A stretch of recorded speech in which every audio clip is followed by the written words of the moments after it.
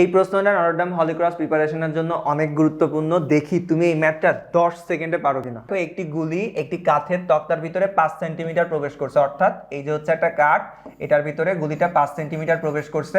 গুলিটার বেগ 1/3 হারাই ফেলছে, তার মানে গুলিটা 1/3 হারাই ফেলছে, মানে আমার বেগ কতটুকু হয়েছে?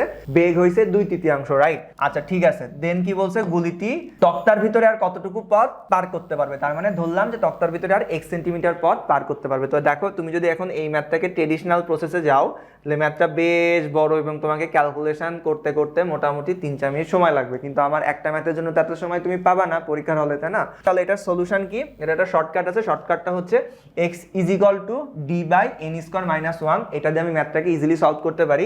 আচ্ছা, তো এখানে ডিটা কি? ডিটা হচ্ছে যতটুকু পথ গুলিটি ভেদ করছে, তার মানে ওই যে তক্তার ভিতরে গুলিটা শুরুতে কতটুকু পথ ভেদ করছিল? 5 সেন্টিমিটার, তাই না? এক্সটা কি? এক্সটা হচ্ছে আর যতটুকু পথ ভেদ করবে, অর্থাৎ যে মানটা আমরা বের করতে চাচ্ছি। আর এনটা কি? এনটা হচ্ছে ওই ডি দূরত্ব, অর্থাৎ 5 সেন্টিমিটার ভেদ করার পরে গুলিটার বেগ যত গুণ হচ্ছে। তাহলে ওইখানে আমার বেগটা কত গুণ হয়েছিল বলতো? 2/3 হয়েছিল। তাহলে আমার এখানে দেখো গুলিটার বেগ হয়েছিল হচ্ছে 2/3। তাহলে এটাকে আমাকে কোন ফরম্যাটে রাখতে হবে? 1/n, এই ফরম্যাটে রাখতে হবে। তাহলে 1/n ফরম্যাটে যদি আমি রাখতে চাই, তাহলে আমি 2/3 কে কিভাবে লিখতে পারি? 3/2। তাহলে এখানে আমার এইটা হবে, এই 3/2টা হবে হচ্ছে আমার n এর মান। তাহলে আমি যদি এখন এই মানগুলো এখানে বসাই দিই, কি দাঁড়াচ্ছে? ডি এর মান হচ্ছে আমার 5 সেন্টিমিটার, যতটুকু পথ সে শুরুতে ভেদ করছে 5।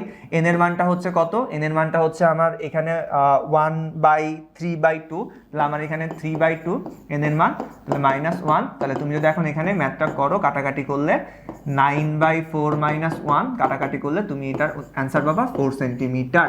সো এটাই হলো 10 সেকেন্ডে করা টিপস অ্যান্ড ট্রিক্স।